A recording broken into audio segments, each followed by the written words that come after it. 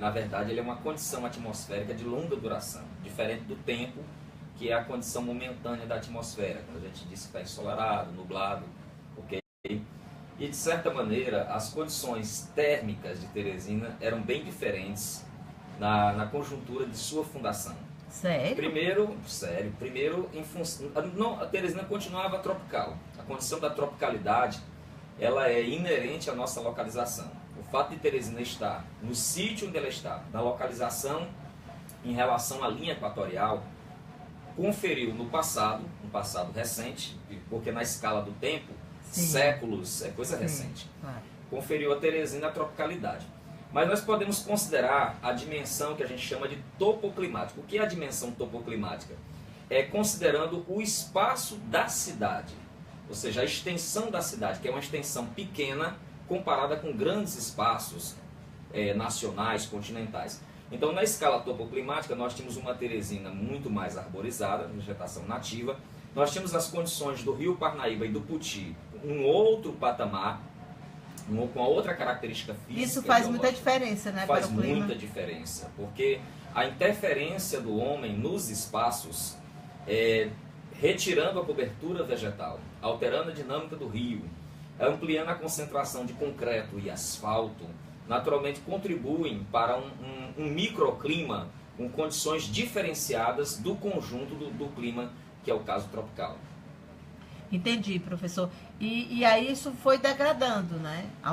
E quando a gente fala de condições ambientais, a gente não está falando só de temperatura. As temperaturas, se eu estiver enganada, me corrija, são reflexos. Sim, sim. A gente está falando como um todo. Por exemplo, aqui nem sempre foi seco assim. Eu acho que a gente mesmo lembra. No passado não era assim. A gente conseguia respirar numa boa. Conseguia, agora não tem mais condição. Com as queimadas, não é do seu tempo respirar. Continua aquele, eu lembrava. Então, eu queria saber do senhor, tem aumentado a cada ano a temperatura em Teresina? Não, se a gente observar a climatologia, que é a ciência vinculada à geografia que nós trabalhamos na universidade, ela trabalha com estatísticas. Então existem sutilezas, as variações são muito sutis. Se você pegar, por exemplo, o IMET, que é o Instituto Nacional de Meteorologia, ele iniciou as suas medições, temperatura, umidade, pressão, chuva, no Brasil em 1931.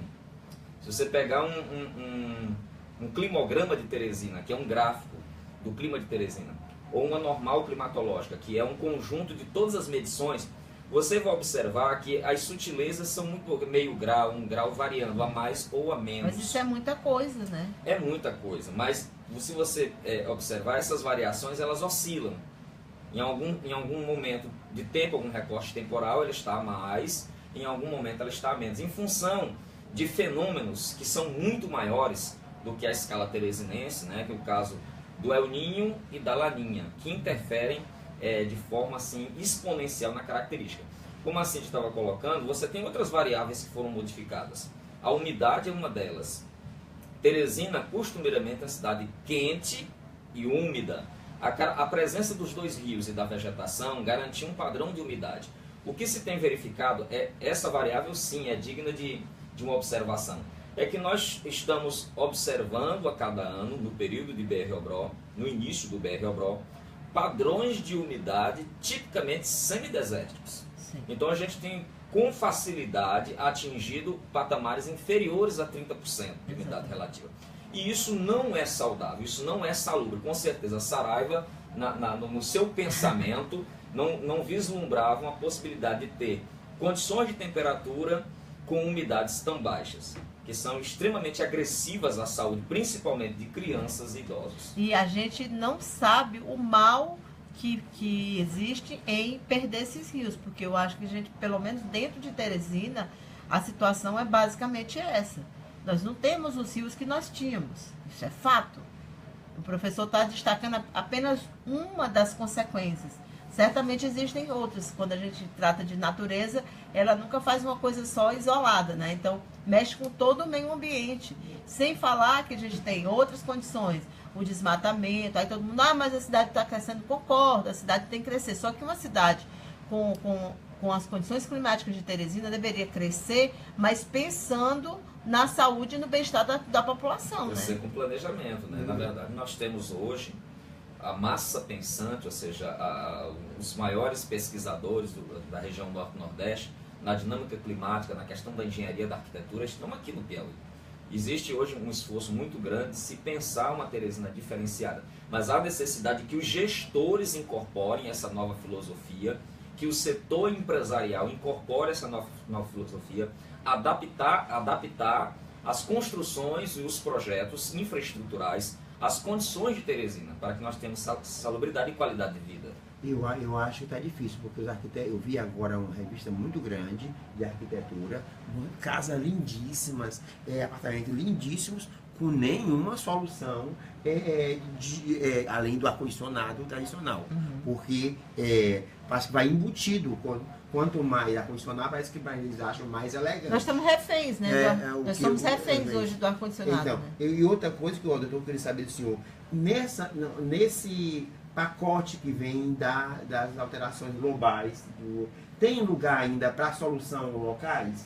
Tipo assim, o Rio foi, tipo assim, eu saindo daqui de uma cobertura das abelhas, né? Por exemplo, desaparecimento de abelha, que é espantoso, é gravíssimo. Aí a gente percebe que nós ainda temos o que fazer pessoalmente, soluções locais, porque já que vem uma coisa global, é um aquecimento global. O sistema climático, o sistema superfície-atmosfera, ele é um sistema caótico, dinâmico e de alta complexidade. A ciência, apesar dos avanços em monitoramento do satélite, apesar de todos os estudos do desenvolvimento de softwares supercomputadores, ainda está longe de compreender a complexidade do que acontece nos diferentes níveis da atmosfera. Mas o que nós podemos dizer é o quê? As ações locais, elas são muito importantes. Existe uma filosofia do movimento ambientalista global que diz que nós temos que pensar globalmente, mas a nossa ação ela tem que ser local. É uma questão de atitude, de mudança de percepção da nossa relação com o meio ambiente. Então, muito das mudanças climáticas que nós presenciamos, elas são mais pontuais. Quando você pega qualquer estatística publicada pelos órgãos mais renomados, sem nenhuma paixão, sem nenhuma ideologia, porque hoje todo e qualquer debate está sofrendo o palio da ideologia. Existe um movimento terrível de desconstrução do chamado aquecimento global. Existe aí um negacionismo, mas por outro lado nós percebemos o quê? Na região amazônica, um percentual, ou seja, uma redução substancial da quantidade de chuvas.